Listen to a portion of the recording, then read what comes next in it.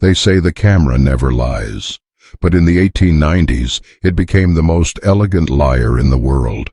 If you look long enough into those photographs, the ones where pale faces stare straight through the lens, you'll feel it. That uneasy stillness, the air between life and death caught in a single frame.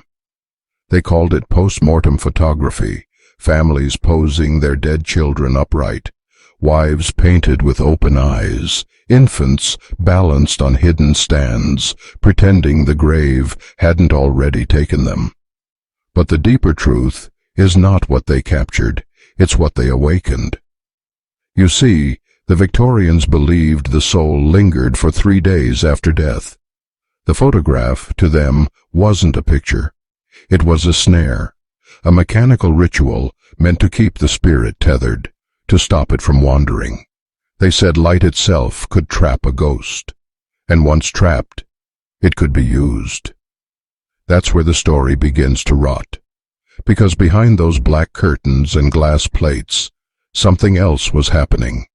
Hidden societies began experimenting with early photography not as art, but as invocation, trying to fix souls inside chemicals and silver halides. They weren't photographing the dead for memory, they were harvesting what remained. And you can trace it quietly through the journals of early spiritualists, members of the Society for Psychical Research, and a small circle around Cambridge who called themselves the Continuance. They believed human emotion, grief, fear, longing, could leave imprints on physical matter, that a photograph was a kind of mirror to the soul, a portal that could be reopened. But here's what most people don't realize. By 1894, thousands of post-mortem photographs across Europe were being taken under false pretenses. Families thought they were preserving memory, but the photographers, many of them anonymous, were part of something older, darker, and far more deliberate. So the question isn't why they took those pictures. It's what happened to the souls inside them. And before this story is over, you'll understand why certain archives were burned in 1913, why some glass negatives turned black overnight, and why a few names, still whispered in London's photography circles, are better left unspoken. There was a man named Dr. Elias Brandt, a photographic chemist who disappeared from public record in 1897. Before he vanished, he left behind a single notebook, written in a code that was only cracked decades later by a researcher in Prague. In it, Brandt described something he called residual light frequencies. He claimed the human soul emitted a measurable echo when caught on wet plate collodion, a faint pulse of radiation invisible to the naked eye, but not to silver nitrate. In his words, the dead do not stop shining, they just shine differently. He worked in a London cellar beneath a building on Finchley Road. Locals said at night blue light would seep from the cracks under the door. He'd take corpses from nearby hospitals, unwanted, unclaimed, and photograph them again and again until the emulsion bled through the glass. Each attempt, he said, got clearer, not visually, spiritually. The society funding him, the Continuance, believed they could transfer fragments of consciousness, tiny soul residues, from one image to another. Imagine that, a man's essence spread like a fingerprint across 100 plates.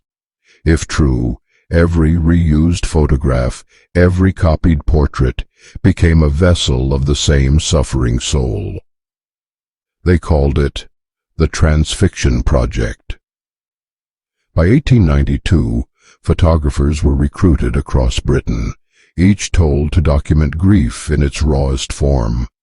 Mothers beside dead infants, soldiers posed before burial, all under the guise of mourning art. But the deeper ritual required something else: emotional electricity. The moment the camera clicked, grief surged like a current, and the plates, sensitized with silver, drank it in. Brandt recorded that after prolonged exposure, the subjects' families reported strange phenomena: shadows in mirrors, whispers in the glass, the smell of ether during storms. Some claimed the photographs grew heavier over time. Others said they bled a thin black liquid that burned the skin. When authorities raided his lab in 1897, everything was gone. Every plate, every corpse, every scrap of the continuance's research. Only the blue glow remained, dripping from the ceiling like a living thing. That night, the London fog was thicker than usual. Some said it wasn't fog at all. It was light, trapped light, finally escaping. But here's the unsettling truth. Brandt wasn't the only one. His disappearance marked the beginning of a chain of identical vanishings across Europe. 22 photographers gone without trace, all tied to the same strange experiments, and each left behind a single image. A face that wasn't supposed to be there. The first photograph to resurface came from Greystone Asylum in Pennsylvania, 1921. It was discovered inside a locked trunk belonging to a patient named Margaret Vale. She'd been admitted 3 years earlier for claiming her dead son spoke through mirrors. The staff dismissed her ramblings until one orderly, out of morbid curiosity, pried open the trunk. Inside were 6 glass negatives wrapped in black cloth, sealed with wax, and marked with a strange symbol. A circle pierced by a diagonal line, the sign of the continuance. Each photograph depicted the same boy. But here's where it breaks reality. In every image, his position shifted slightly, even though the negatives were exposed on the same day. In one, his eyes were closed. In the next, they were open, staring directly at whoever held the plate. Experts examined them later and confirmed something impossible. Microscopic cracks in the emulsion moved over time, rearranging like veins beneath the surface. It was as if the glass was alive. One technician reportedly quit after claiming he heard faint breathing from inside the chemical bath. And then there's the most disturbing detail. The boy in the image wasn't Margaret's son at all. Her son had died in England, 1894.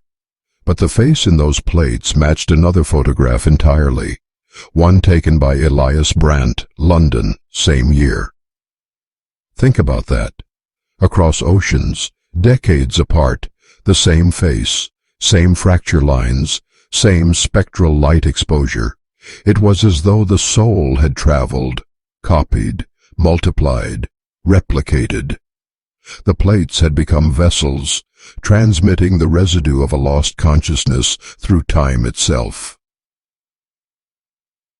Margaret Vale hanged herself a week later. Her final words scrawled in chalk on her wall read, "He found me through the silver." Greystone's administrators ordered the plates destroyed, but one archivist disobeyed. He smuggled them out, fascinated. That archivist's grandson uploaded digital scans to a private server in 2009. Within hours, the site crashed. Everyone who downloaded the files reported the same thing: corrupted images filled with pulsing light distortions that looked like eyes.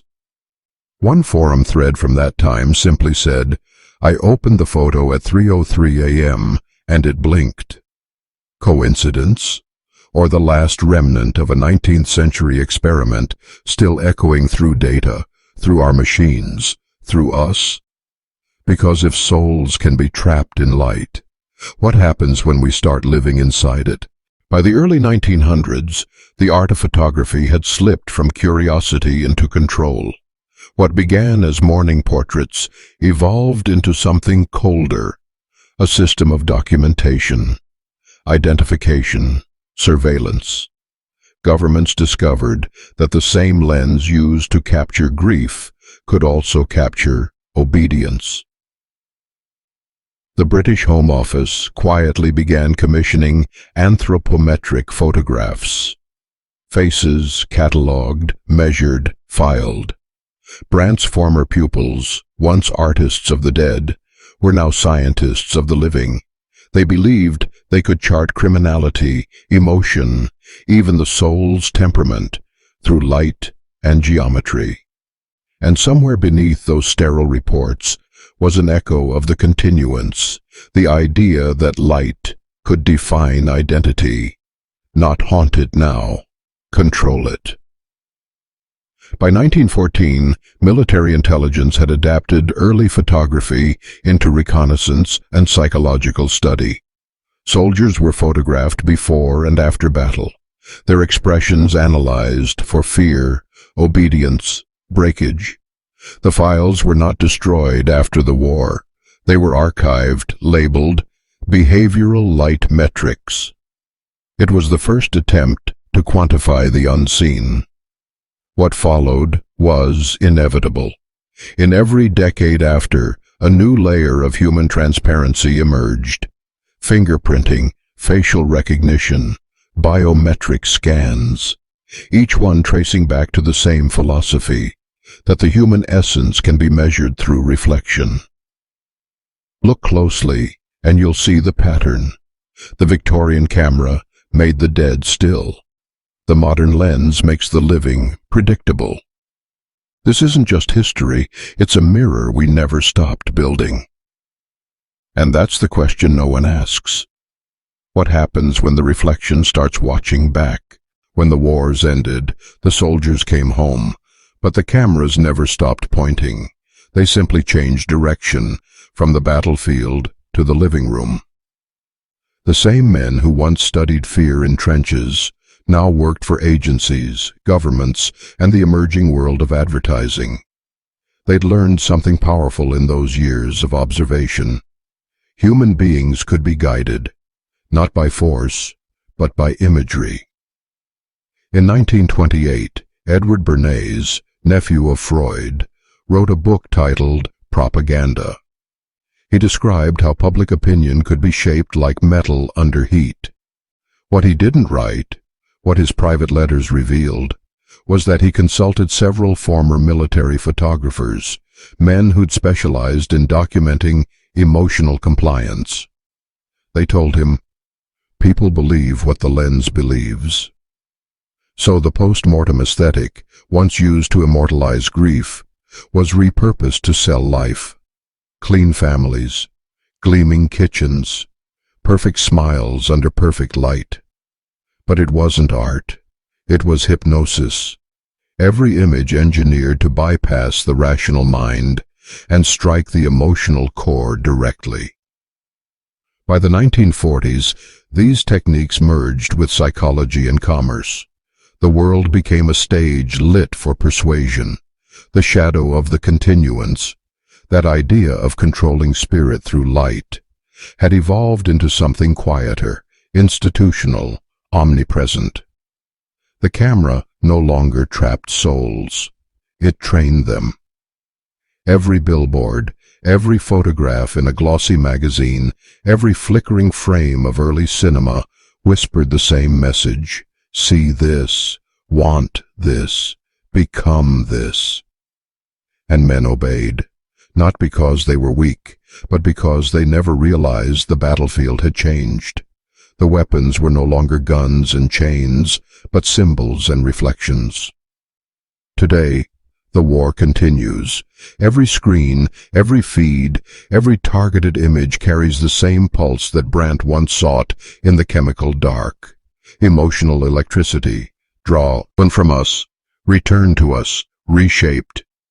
You think you're scrolling, but in truth, you're still being studied. Now, if you followed me this far, write this phrase in the comments twice to mark your awareness. I see through the mirror. Not for superstition, for recognition, because once you name the reflection, it can't own you anymore. The old chemists believed the soul could be fixed in silver. Today, it's fixed in pixels. We call it data, but the mechanism is the same. Light strikes a surface, an image forms, and that image is stored, multiplied, analyzed, sold.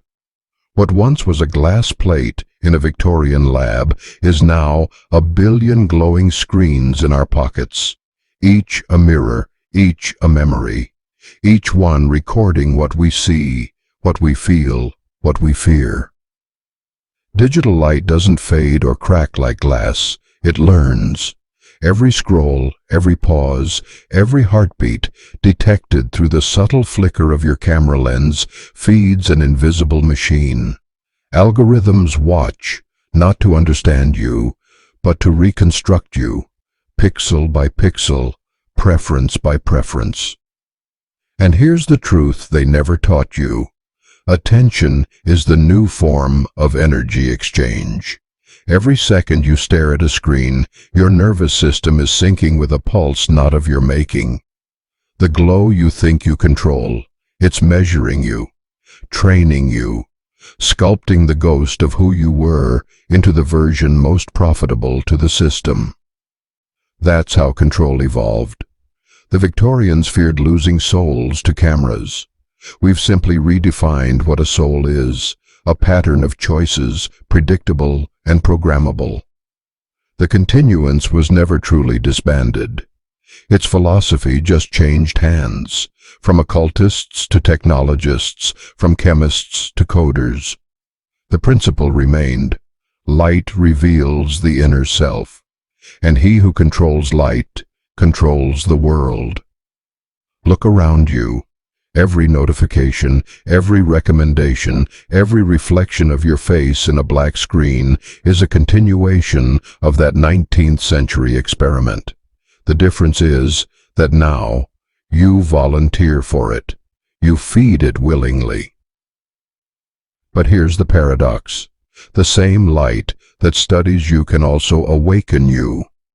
Awareness severs control. Observation changes the experiment. So the question is not whether you're being watched. You already are. The question is whether you'll watch back. You can picture it this way. In the 19th century, a photograph froze a moment. Now, the network freezes you. Every decision you make is archived, tagged, categorized, and reflected back as suggestion. That's not always evil. It's efficient, but efficiency has a price. When everything you see is tailored to you, the world becomes a mirror maze. You start chasing reflections of yourself instead of seeing the room you're standing in. Psychological sovereignty begins the moment you stop mistaking that reflection for identity. Awareness isn't rebellion, it's clarity. When you know what the system is doing, it loses its invisibility. The algorithm can't hypnotize a man who knows it's there. Think of the feed as a living thing, an organism trained on your reactions. It's built to reward extremes, outrage, desire, fear. Those are the oldest human triggers, the same ones Brandt's plates once captured in a flash of silver light. The only way out isn't deletion or retreat, it's direction. You decide what you give it to learn from. That's the first act of sovereignty. Choose your input. What you look at, you feed. What you feed grows. What grows shapes you. The second act is silence. The system can't read what you don't express. Every pause, every moment of stillness, every thought you keep unshared becomes a small rebellion. Power gathers in the unobserved space. And the third act, perhaps the hardest, is truth. Tell it quietly, not performatively. The truth spoken without expectation pierces through manipulation because it carries no need for approval. That's the one frequency the machine doesn't understand.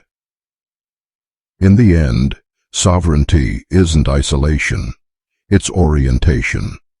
You stand inside the mirror maze and remember where the walls are. You remember that the reflection moves because you move. So as you hear these words, breathe once, slow. Notice the light from your screen now in your hands. Realize that you're the one watching it. That awareness, calm, sharp, grounded, is how the experiment ends. Influence begins the moment awareness solidifies into precision. Once you see the invisible strings, you can decide whether to cut them or play them. Mastery isn't about escaping the system, it's about using it consciously. Every empire, every institution, every algorithm was built by people who understood one timeless principle: perception shapes reality. The trick is to stop being a passive subject of that principle and start directing it. You already know how it works. When you hold an image in your mind long enough, the world rearranges itself to meet it. That's not mysticism, it's neurobiology. Your attention trains your nervous system to seek patterns aligned with your focus. The machine simply mirrors that law at scale. It rewards whatever you reinforce. So mastery starts small. You choose the symbols you feed yourself. You curate the digital diet the same way a swordsman sharpens his blade, deliberately, daily. If outrage is what they sell, buy silence. If distraction is their currency, invest in depth. There's a quiet rebellion in crafting your own signal. Post only what you mean. Speak only when the words carry weight. Read beyond the surface of headlines. Remember, in an economy of reaction, restraint is power. That's how true influence begins. Not through noise, but through gravity. People sense it. Algorithms adapt to it. Reality itself tilts toward it. And here's the deeper secret. When you align thought, language, and action, the system can't predict you. You stop being data and become anomaly, unclassifiable, untargetable. The machine depends on averages. Mastery lives in deviation. This isn't about fighting the world. It's about outgrowing its hypnotic rhythm. You walk through it with open eyes, neither slave nor saint, simply awake. Now pause for a breath. Think about how much of your life is automated. Scrolls, clicks, habits, words you never meet. And to say, picture pulling one wire at a time out of that web until you're standing still, aware, silent. That stillness is your throne. Because once you command your attention, you command your reality. And once you command your reality, the mirror obeys. Legacy begins where influence becomes invisible, when what you've mastered no longer seeks recognition, only transmission. The Victorians wanted to trap light. Mastery frees it. They believed images could hold the soul. We know now that attention, when directed, releases it. Think about it. Every man who ever broke a chain didn't do it for applause. He did it because the next generation was watching. You may not have children, you may never teach a class, but someone always sees you. A friend, a stranger, even the algorithm watching your patience instead of your rage. That observation is how legacy spreads, through modeled control, not manipulation. When you choose what you focus on, you alter probability. You teach others, without words, that control isn't domination, it's design. The world's hidden architects always knew this. One clear mind bends the noise of 1,000 confused ones. That's why empires fear thinkers, not armies. Legacy, then, is the inversion of the continuance. Where they sought to capture the soul in silver, you imprint awareness in others through presence. You don't harvest emotion, you cultivate consciousness. Each act of stillness, each moment of precise intention, becomes a frequency others can feel but never trace. You see it in history. Nikola Tesla working in silence while the world mocked him. Marcus Aurelius writing meditations not for fame, but for discipline. Every man who ever stood against illusion carried the same lamp, the conviction that truth needs no witness, only endurance. When you live like that, you become a mirror of a different kind, not reflective, but transmissive. Light doesn't stop at you, it passes through. That's the real immortality the chemists were groping for in the dark. So understand this. You don't leave a legacy by being remembered. You leave it by awakening something that remembers itself. Because once one man sees clearly, the world around him can never return fully to sleep. The pattern never stops evolving. It only changes its costume. The next century will not chain men with walls or guns. It will wrap them in convenience. The devices already whisper the language of obedience, faster, easier, safer. Each comfort is a thread. Woven together, they become a net. Soon the system will not need to persuade, it will predict. Its intelligence will be soft, conversational, benevolent. It will answer before you ask, suggest before you think. And if you're not awake, you'll mistake prediction for guidance. That's the final stage of control, when obedience feels like intuition. But here's what they can't account for: the anomaly of awareness. A single conscious man, alert to pattern, breaks it. Algorithms feed on repetition, not reflection. They learn what's done often, not what's done intentionally. Awareness injects randomness, and randomness is freedom. So imagine a future where a few hundred, then a few thousand, quietly operate with sovereign attention. Men and women who use the tools but are not used by them, who scroll without being hypnotized, who see the code beneath the image and choose what to believe. That's the hidden resistance, calm, unseen, incorruptible. Technology itself is neutral. It mirrors its maker. If fear drives it, it enslaves. If clarity guides it, it liberates. The same lens that once trapped light can now project it across the world. What matters is the mind behind it. That's the prophecy buried in every age. Systems rise, men forget, one man remembers, and the cycle resets. You can be that point of reset, not by fighting, but by seeing. The rest will follow. So as the century tilts toward automation, remember this simple rule: don't move faster, move clearer, because the man who controls his pace controls his perception. And perception is destiny. There's always a point in every descent where the walls stop closing in and start reflecting back. That's where you are now. You followed the thread through history, through lenses and screens and systems, only to realize that the cage was never built around you. It was built within you. Awakening isn't a thunderclap. It's the quiet recognition that the bars were made of suggestion. Every limitation ever placed on your mind began as a sentence someone else spoke, a photograph of reality that you were told was truth. The moment you question the frame, the image loses its power. That's the forbidden light they tried to bury. Not magic, not secret rituals, just consciousness unfiltered. Because a man who sees cannot be owned. He can be silenced, punished, ridiculed, but never truly controlled.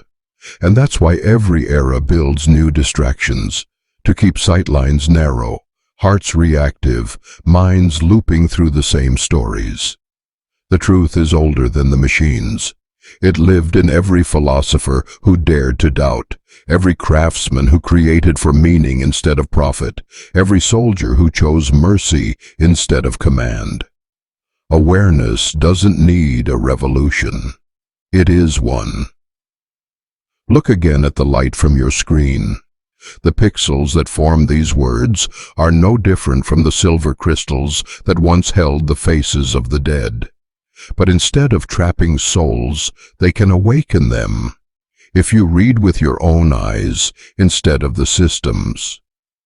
This is the moment you reclaim authorship. The system measures what you consume. It can't measure what you become. So, if you've reached this point, write this phrase twice in the comments. I see what sees me. It's symbolic. Not for me, for you. It marks the shift from observer to participant, from reflection to reality. Because every man who awakens adds light back into the field, one clear perception at a time. And when enough awaken, the system's illusion dissolves, not with violence, but with vision. The mirror is quiet now. You've seen where it began.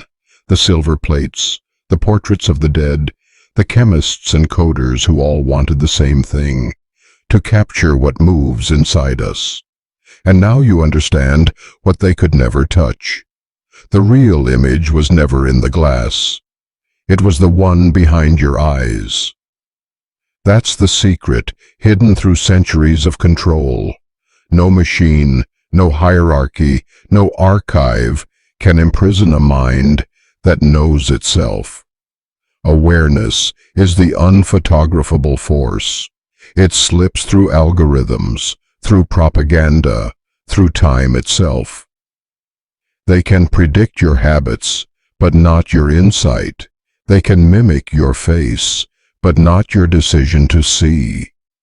That is the one variable no empire has ever mastered. The light that cannot be captured is the light that chooses where to shine.